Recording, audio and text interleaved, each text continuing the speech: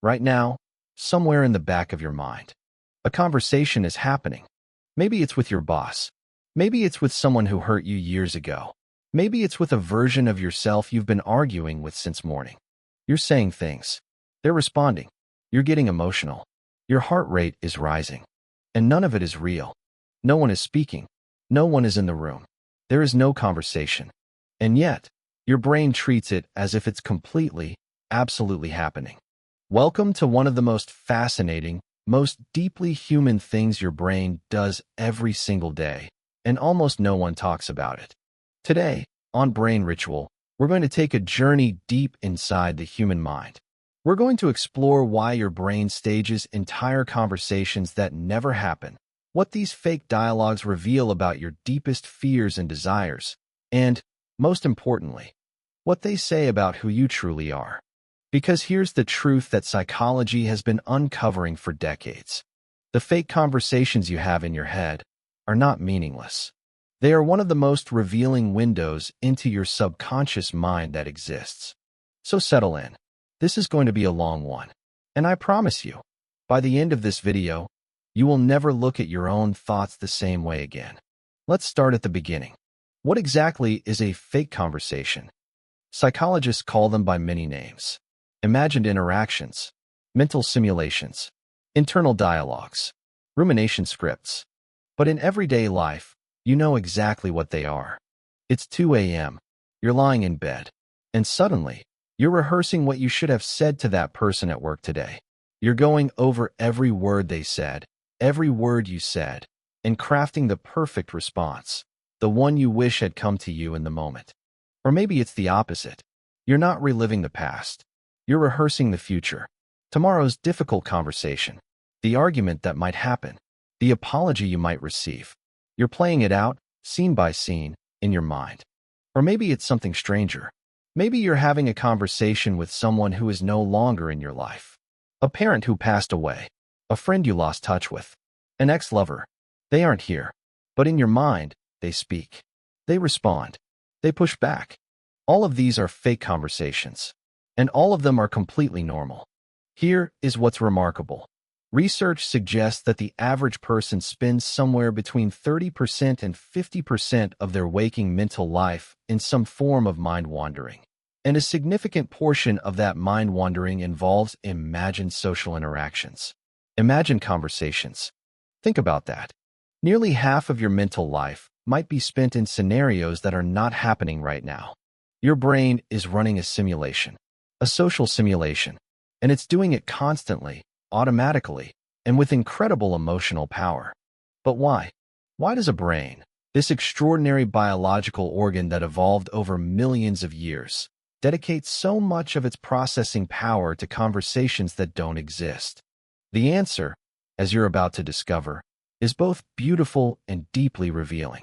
To understand why your brain creates fake conversations, we need to understand one of the most important neuroscience discoveries of the last 30 years. It's called the default mode network. For a long time, scientists studying the brain assumed that when a person wasn't actively doing a task, when they were just resting, just daydreaming, their brain was essentially quiet, idling, like a car at a red light. Then in the late 1990s and early 2000s, researchers started noticing something strange in brain imaging studies. When people weren't doing anything specific, certain regions of the brain became more active, not less. These regions, scattered across different parts of the brain, but deeply interconnected, lit up brilliantly whenever people were left alone with their thoughts. Scientists called this network the default mode network, the DMN. And when they studied what people were thinking about when the DMN was active, they were thinking about other people. They were thinking about social relationships, about what others might be thinking and feeling, about past interactions, about imagined future ones. The default mode network, it turned out, is essentially your brain's social simulation engine. It is the neurological basis for fake conversations. Here's what's happening inside your brain when you have one of these internal dialogues. The medial prefrontal cortex, a region deeply involved in self-reflection and thinking about others, becomes highly active. This is the part of your brain that asks, What does this person think of me? What would they say? How would they react? The temporal parietal junction lights up. This region is critical for what psychologists call theory of mind, the ability to imagine other people's mental states. When you have a fake conversation, your brain is literally constructing a model of another person's mind. It's populating a character with thoughts, feelings, and responses. The hippocampus, your memory center, is pulling up everything it knows about that person. Every interaction, every emotional memory, every pattern of behavior it has recorded. And the amygdala, your emotional processing center, is responding to all of this as if it's real. Because to your brain, in a very important sense, it is real.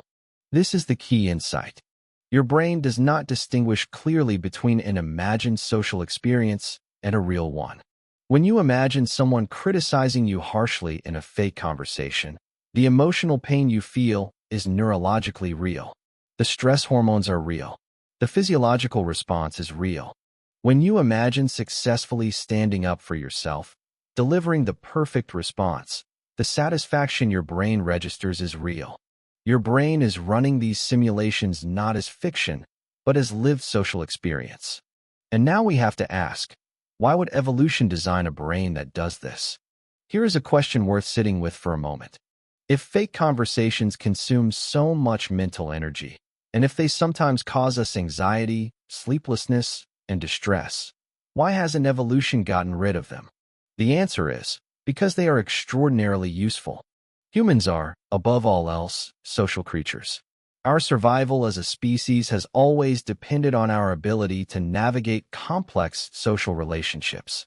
For hundreds of thousands of years, our ancestors lived in small groups of perhaps 50 to 150 people. In those groups, your social standing determined almost everything. Whether you got food, whether you found a mate, whether the group protected you or expelled you. Getting social interactions wrong had very high costs. So your brain evolved a remarkable solution, a simulation system. Before a high-stakes real conversation, your brain runs the simulation. It rehearses. It models the other person's likely responses. It prepares you. Think of it like a flight simulator. Pilots don't learn to fly in real planes first. The risk is too high. They train in simulators. They make mistakes in a safe environment. They build skills without real-world consequences. Your fake conversations are your social flight simulator.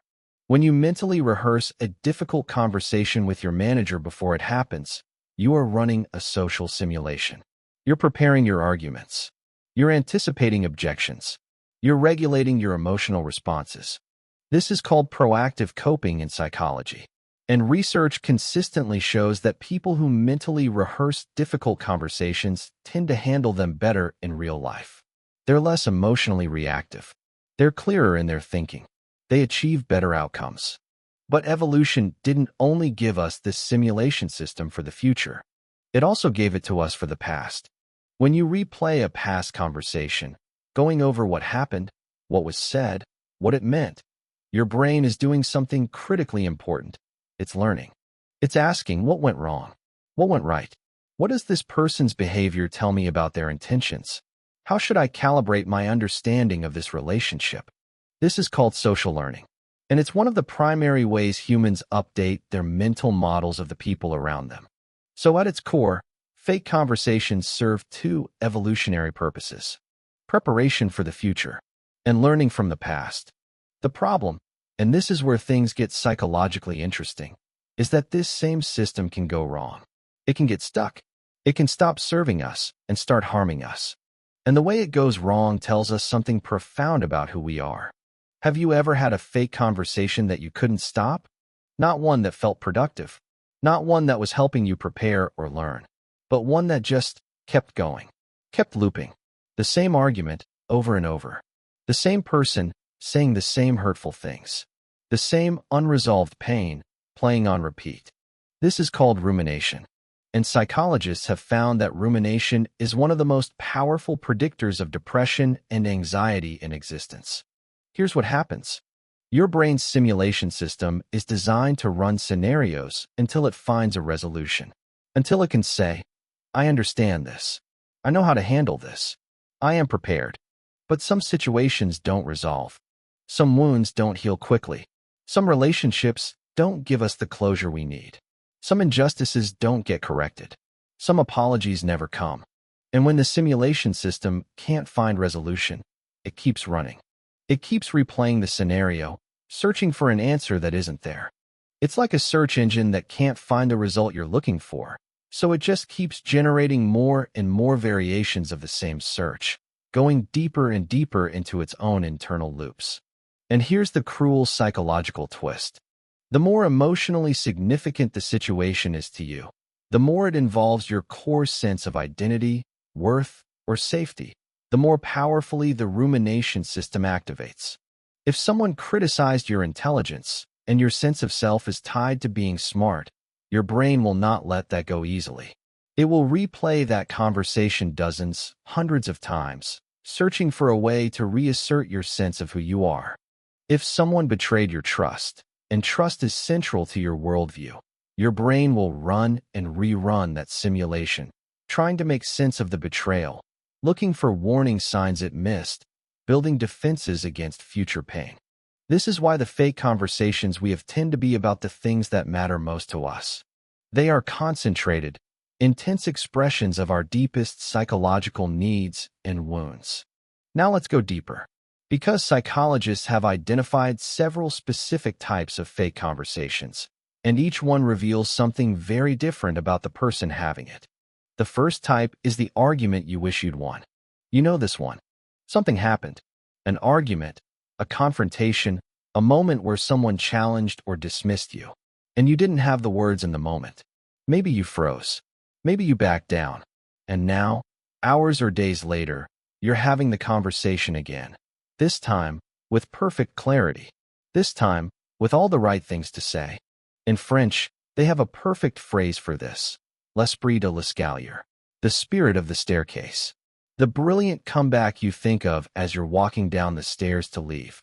Why do we do this? Because your sense of self was threatened, and your brain will not accept that threat without a response. This type of fake conversation is fundamentally about self-esteem and identity. Your brain is restoring its sense of dignity. It's rewriting the narrative so that you are not the one who lost, who backed down, who was made to feel small. It rarely makes us feel better for long. But the impulse reveals something important. Your brain will fight, even in imagination, to protect your sense of who you are. The second type is the rehearsal conversation. You have a difficult conversation coming up, a difficult email to write, a confrontation to navigate, and before it happens, you're running the simulation.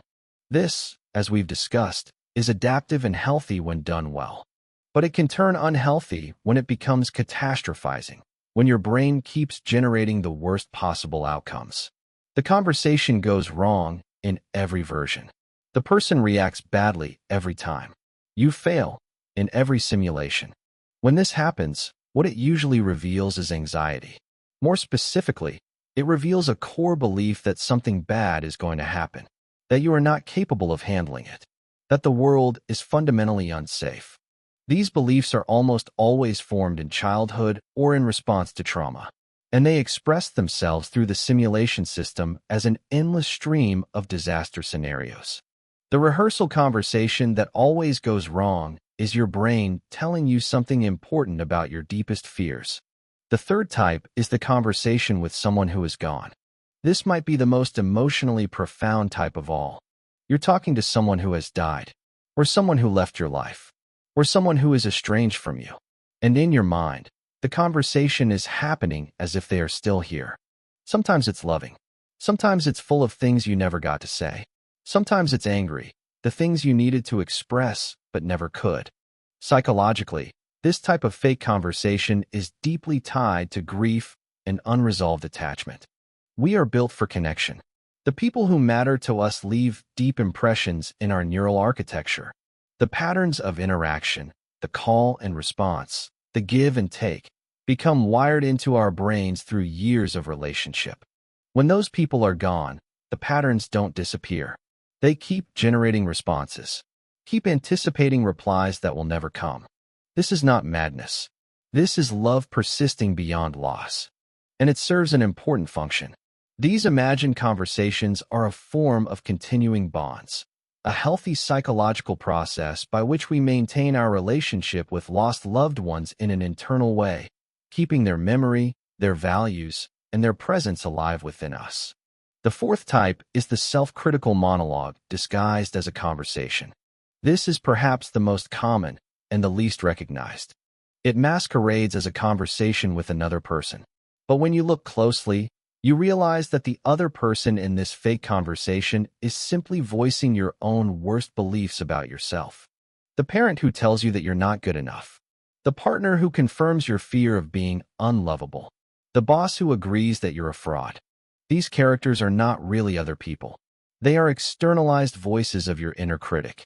Psychology calls this the internalization of significant others, the way we absorb the voices, attitudes, and judgments of important figures in our lives and make them part of our own inner world.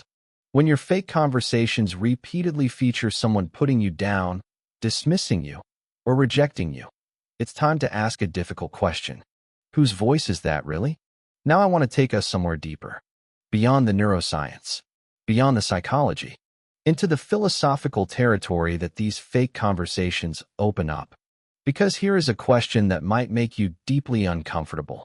If your brain is constantly generating imagined versions of other people, if it is constructing simulated personalities, simulated responses, simulated emotional reactions, how much of what you know about the real people in your life is actually real?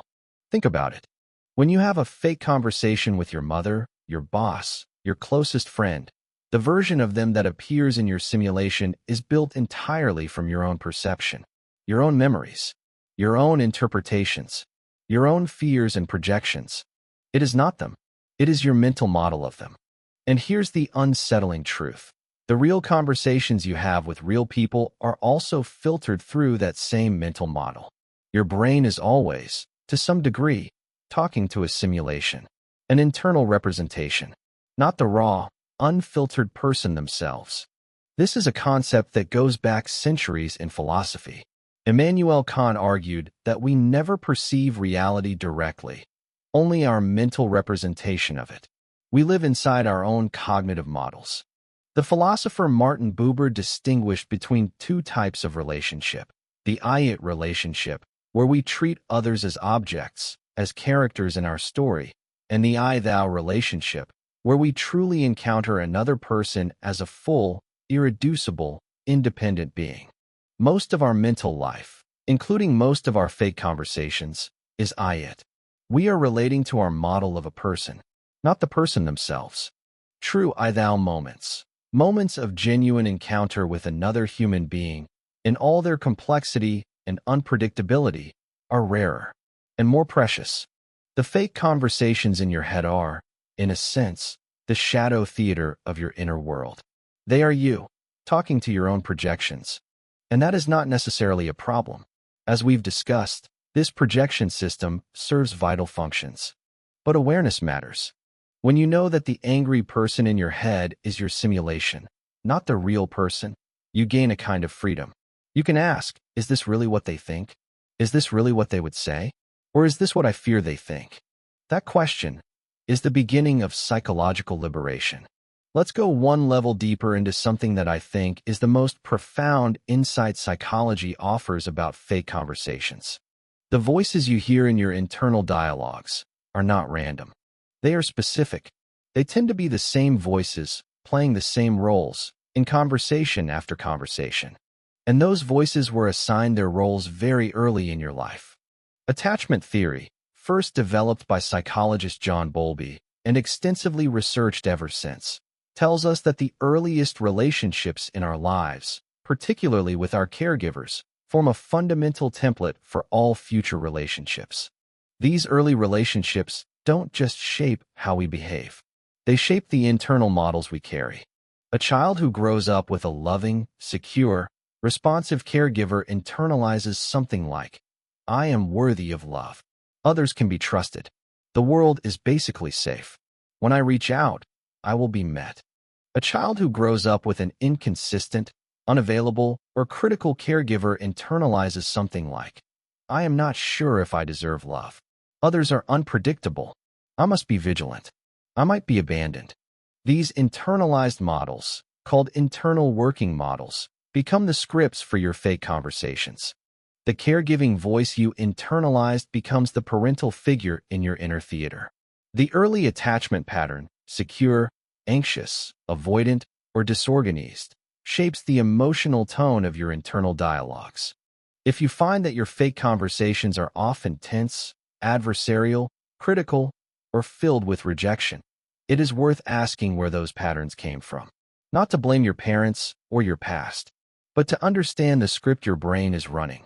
Because here is the extraordinary thing. These scripts can be rewritten. Not easily, not quickly, but the brain is plastic.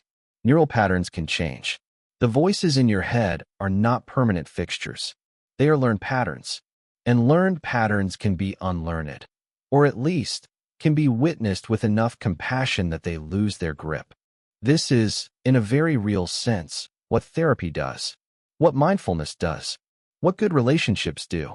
They introduce new voices into your internal theater. They update the cast. I want to shift now to something more empowering.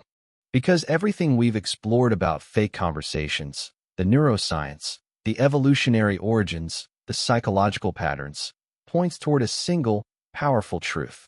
Your fake conversations are not an annoyance. They are not a glitch. They are not evidence that something is wrong with you. They are a message. Every fake conversation you have is your brain flagging something important, something unresolved, something that needs your attention. When your brain keeps replaying an argument, it's saying, there is something here about your identity, your boundaries, or your values that has not been honored. When your brain keeps rehearsing a future conversation with dread, it's saying, there is something here about safety, worthiness, or connection that you are afraid of losing. When your brain keeps generating conversations with people who are gone, it's saying, there is grief here. There is love here. There is something unfinished. When your brain keeps populating your inner stage with critical, dismissive voices, it's saying, there is something here about how you were taught to see yourself. The question is, are you listening? Most people are not. Most people experience their fake conversations as background noise, an irritant, something to be suppressed or distracted from. But what if, instead, you began to treat them as information? What if every time a fake conversation surfaced, you paused and asked, what is this conversation really about? What need is it expressing? What fear is driving it? What does this tell me about what I care about most deeply? This is not just a therapeutic exercise. It is an act of radical self-knowledge. The Delphic Oracle's famous instruction, know thyself, is not achieved through abstract philosophy alone. It is achieved, in large part, by paying attention to the inner theater, by listening to the conversations your brain is staging in the dark. Your fake conversations are, in a very real sense, the voice of your deepest self. So what do you do with all of this? I want to leave you with something practical, something you can actually use. Because awareness, as powerful as it is only the beginning. The real work is in learning to relate differently to the conversations your brain generates. The first approach is this: witness without judgment. When you notice a fake conversation happening, don't try to stop it immediately. Don't judge yourself for having it. Simply observe. Say to yourself, gently, there's my brain running a simulation again. This act of witnessing, of stepping back and becoming the observer rather than the participant, activates different regions of your brain. It shifts you out of the emotional, reactive mode and into the reflective mode. You are no longer inside the fake conversation. You are watching it, and that shift changes everything. The second approach is to ask the real question. Once you're in observer mode, ask, what is this fake conversation actually about? Not the surface content, the deeper emotional need. If you're rehearsing an argument, maybe the real question is, where do I feel my worth is being challenged? If you're replaying a past interaction with shame or regret, maybe the real question is, where do I need to forgive myself? If you're imagining a future rejection, maybe the real question is, where do I not yet fully believe I am enough? These are not easy questions, but they are the right ones. The third approach is to change the script intentionally. This is a technique used in certain forms of therapy, including EMDR and imagery rescripting. If you have a recurring fake conversation that is painful and repetitive, a rumination loop, you can consciously rewrite it. Not to create a fantasy, not to pretend things are different than they are, but to introduce new responses, new possibilities, new endings. If the person in your inner theater is always critical, what would it feel like if they were kind instead? What would it change in you to hear words of genuine understanding from them? This kind of intentional imagination can actually shift deeply embedded patterns. Because, as we know, your brain doesn't fully distinguish between imagined and real experience. The simulation system can be used for healing, not just hurting. The fourth approach is perhaps the most challenging of all. Have the real conversation. Sometimes, not always, but sometimes, the fake conversation in your head is a signal that a real conversation needs to happen. If you're rehearsing something again and again, your brain may be preparing you because this is genuinely important. This is something that needs to be said, in the real world, to a real person. The fake conversation is the rehearsal. At some point, the performance needs to happen. Not every situation allows for this. Not every relationship is safe or accessible. But when it is possible, when speaking honestly, with care and clarity, could genuinely resolve something, your fake conversations might be pointing you toward that door. We've covered an extraordinary amount of ground today. We've explored the neuroscience of the default mode network, the brain's social simulation engine. We've understood the evolutionary reasons why fake conversations exist. We've examined the dark side of rumination and the many forms our internal dialogues take. We've gone into the philosophy of perception and the question of who we really know. We've looked at attachment, identity, and the voices our early experiences planted inside us. And we've arrived, finally, at the most important insight of all. The most significant fake conversation you will ever have is the one you have with yourself. Because beneath all the simulated arguments, the rehearsed speeches, the replayed moments, there is a constant, ongoing inner dialogue about who you are. Whether you are enough, whether you are lovable, whether you are safe, whether you belong. These questions run like a deep current beneath every fake conversation. Every internal dialogue is, at its core, a conversation about identity, a conversation about worth, and the answers your brain has learned to give, the automatic responses that come without thinking. Those answers were formed long ago, in circumstances that may no longer be relevant to who you are today. You are not bound by those answers. The brain that creates fake conversations is the same brain that can examine them, can question them, can, slowly and with tremendous patience, begin to change them. That is perhaps the most profound thing psychology has shown us about the human mind. We are not passive audience members in the theater of our own thoughts. We can become, if we choose, the director. We can learn to watch the play with compassion rather than terror, to understand the script rather than simply react to it, to introduce new characters, new lines, new possibilities. This is not easy work. It is the work of a lifetime. But it begins with something very simple. The next time you notice a fake conversation happening in your mind, the next time you catch your brain staging a scene that isn't real, pause for just a moment. And instead of getting swept up in the drama, ask yourself, what is this conversation trying to tell me about what I need? That question is the beginning of everything. Thank you for being here with Brain Ritual today.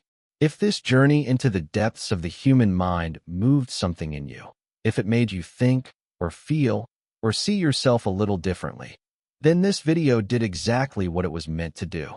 Your brain is extraordinary, complicated, messy, and beautiful, and every single thing it does, even the fake conversations at 2 a.m., is an expression of something deeply, essentially human.